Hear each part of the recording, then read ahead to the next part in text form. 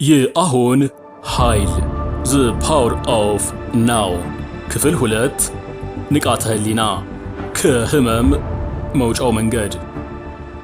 እንኳን ወደ አሁን ኃይል የለውጥ ጉዞ በሰላም ተመለሳችሁ። በክፍል 1 አንተ ማለት አእምሮህ አይደለህም ብለን ተማምነናል። የአእምሮን ጩኸት እንዴት መታዘብ እንደምንችል አይተናል። ነገር ግን ዛሬ አንድ ከበድ ባለ ጥያቄ እንጀምር። አእምሮአችንን ዝም ማሰኘት ብንችል እንኳን በውስጣችን ያለው ስቃይ፣ ህመምና ጭንቀት ለምን አይጠፋም? ለምን በትንሽ ነገር እንናደዳለን? ለምን ያለፈውን መርሳት ያቅተናል? በዛሬው ክፍል በውስጣችሁ ስለተደበቀው አንድ ተንኮለኛ አካል እናወራለን። ኤካርት ቶሌ ዘ ፔን በዲ የህመም አካል ሲል ስለሚጠራው ሕይወታችሁን በድብቅ ስለሚዘውረው ኃይል እንነጋገራለን። ከስቃይ ዓለም ወደ ነፃነት ብርሃን የምንሸጋገረውም ዛሬ ነው። አንድ ህመምን የምንፈጥረው እኛው ራሳችን ነን። እስኪ ህመምን እንመርምረው። ብዙዎቻችን ህመም የሚመጣው ከውጭ ከሰዎች ወይንም ከሁኔታዎች ነው ብለን እናስባለን። እከሌ ስለሰደበኝ አዘንኩ፣ ስራ ስላጣው ተጨነኩ እንላለን። ነገር ግን እውነታው ይህ ነው። ህመም የሚፈጠረው ከአለመቀበል ወይንም ከሬዚስተንስ ነው። ያለህበትን ሁኔታ፣ አሁን ላይ እየሆነ ያለውን ነገር ለምን ሆነ ብለህ ስትፋለመው ህመም ይፈጠራል። ቀመሩ ቀላል ነው። ህመም እኩል ይሆናል የሆነ ነገር ሲደመር የእኛ እምቢታ ወይንም ሬዚስተንስ። አእምሮአችሁ ሁሌም ያለው ነገር መሆን አልነበረበትም ይላል። ዝናብ ሲዘንብ ለምን ዘነበ ብሎ ይናደዳል። መንገድ ሲዘጋጋ ለምን ተዘጋ ብሎ ይበሳጫል። ይህ እውነታን አለመቀበል ነው ውስጣዊ ስቃይን የሚፈጥረው። ይህ እውነታን አለመቀበል ነው ታዲያ ውስጣዊ ስቃይን የሚፈጥረው። በአሁን ውስጥ ምንም ችግር የለም።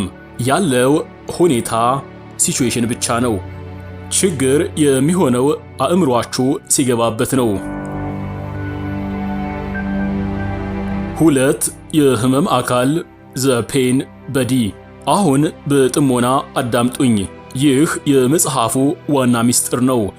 በልጅነታችሁ፣ በወጣትነታችሁ ወይንም ትላንትና ያጋጠማችሁና ያላለፋችሁ ህመም ወዴት ይሄዳል? ጠፋ ብላችሁ ታስባላችሁ? በፍጹም አይጠፋም። ያልተፈወሰ ህመም በሰውነታችሁና በአእምሮአችሁ ውስጥ ተከማችቶ አንድ የኃይል መስክ ኤነርጂ ፊልድ ይፈጥራል። ኤካርት ቶሌ ይህንን የህመም አካል ዘ ፔን በዲ ይለዋል። ይህ የህመም አካል በውስጣችሁ የሚኖር ሌላ ሰው ማለት ነው። አብዛኛውን ጊዜ ተኝቷል፣ ነገር ግን ሊቀሰቀስ ይችላል።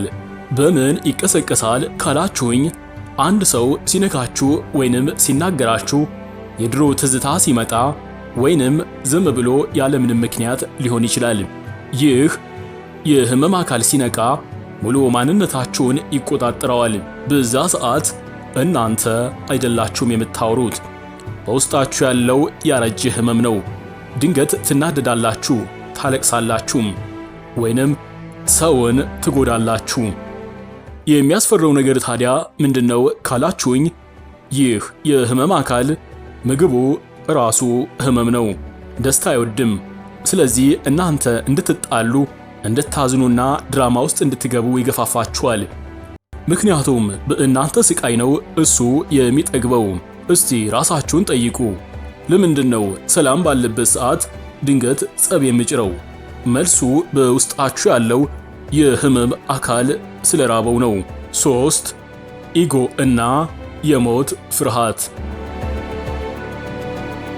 ከህመም አካል ጋር ተባብሮ የሚሰራው ሌላው ጠላት ኢጎ ነው። ኢጎ ማለት እኔ ይሄ ነኝ ብላችሁ የገነባችሁት የአእምሮ ማንነት ነው። ስማችሁ፣ ስልጣናችሁ፣ ታሪካችሁ፣ ገንዘባችሁ፣ እነዚህ ሁሉ ኢጎን ይገነባሉ። ኢጎ አንድ ትልቅ ፍርሃት አለበት። እሱም የመጥፋት ፍርሃት። ኢጎ የሚኖረው በጊዜ ውስጥ ነው፣ በትናንት ታሪክና በነገ ተስፋ። ስለዚህ ኢጎ አሁንን ይጠላል፣ አሁንን አይወክልም። ምክንያቱም ወደ አሁን ከመጣችሁ ስለ ታሪካችሁና ስለ ማንነታችሁ ማሰብ ታቆማላችሁ። ያኔ ታዲያ ኢጎ ይሞታል። ለዚህም ነው ዝም ብላችሁ መቀመጥ ስትጀምሩ ጭንቀት የሚሰማችሁ። ኢጎ እየጮኸ ነው፣ አትቀመጥ፣ ስለ ነገ አስብ፣ ስላደረጉህ ነገር አስብ ይላል። ይህ ፍርሃት ነው ታዲያ ስቃይን የሚወልደው። 4 የጊዜ እስር ቤት The Delusion of Time። ከዚህ ስቃይ ለመውጣት ቁልፉ ምንድን ነው? መልሱ ሊያስደነግጣችሁ ይችላል። ጊዜን አጥፉት። ኤካርት ቶሌ እንደሚለው ትልቁ ስህተታችን ጊዜን እንደ እውነት መቁጠራችን ነው።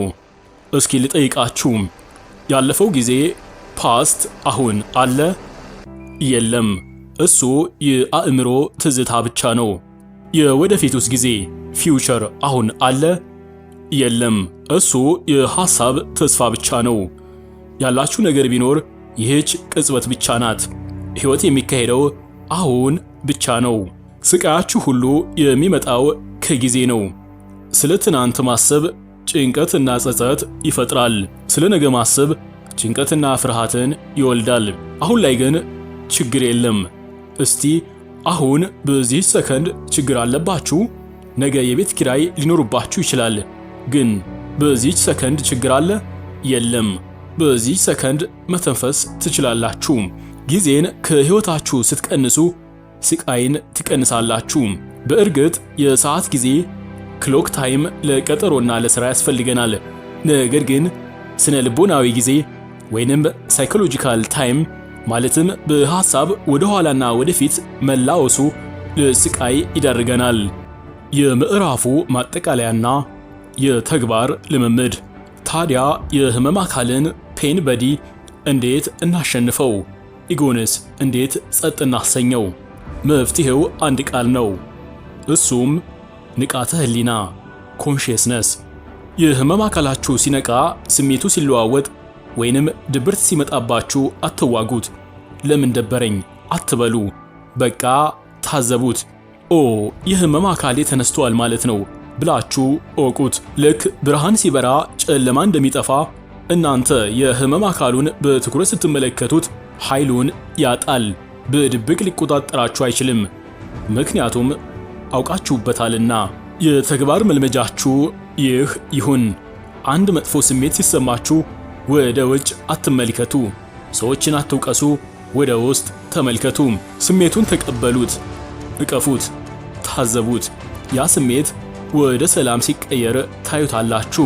በቀጣዩ ክፍል ምዕራፍ 3 ወደ አሁን እንዴት በጥልቀት እንገባለን የሚለውን በተግባር የተደገፈ ትምህርት ይዘን እንመለሳለን።